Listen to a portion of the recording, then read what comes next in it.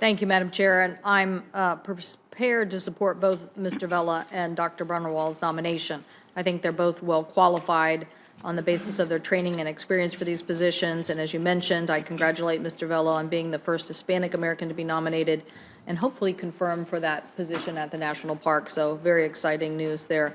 Unfortunately, I'm not able to support Mr. McNamee's nomination. Like many of my colleagues, I am troubled by this administration's continued efforts to subsidize high-cost coal at the expense of our ratepayers. As a senior political appointee in the Department of Energy, Mr. McNamee had a hand in these policies. Perhaps he was not the author or the promoter, but he certainly has been a defender in his testimony before this committee. And as a DOE employee, that was his job. But the question now before us is he qualified to serve in this broad position for the Federal Energy Regulatory Commission. I would have liked to take Mr. McNamee at his word when he assured me that he would be fair and objective and impartial arbitrator and that he would decide these matters coming before him based on the law and the facts. But after the video has surfaced, Mr. McNamee's sponsor on fossil fuel, I find it hard to believe that he's going to be the impartial reviewer of these issues. Mr. McNamee was not defending the administration's policies. He was speaking as a private citizen. His words revealed a very strong bias in favor of fossil fuel and against renewable energy. It was not that long ago when this committee refused to confirm the nomination of Ronald Benz to the commission because of his support for renewable energy.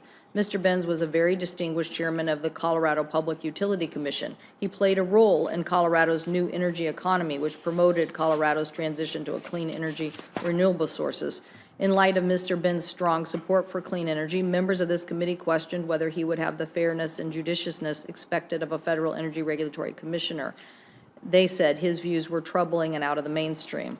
That is far more clearly the case here, in my opinion. Mr. McNamee's speech shows him to be neither fair nor judicious. His views are expressed and are out of the mainstream. This fact was made clear this weekend with the release of This fact was made even more clear this weekend with the release of the National Climate Assessment. It shows in stark terms the impacts that climate change is already having and being felt on communities across the country.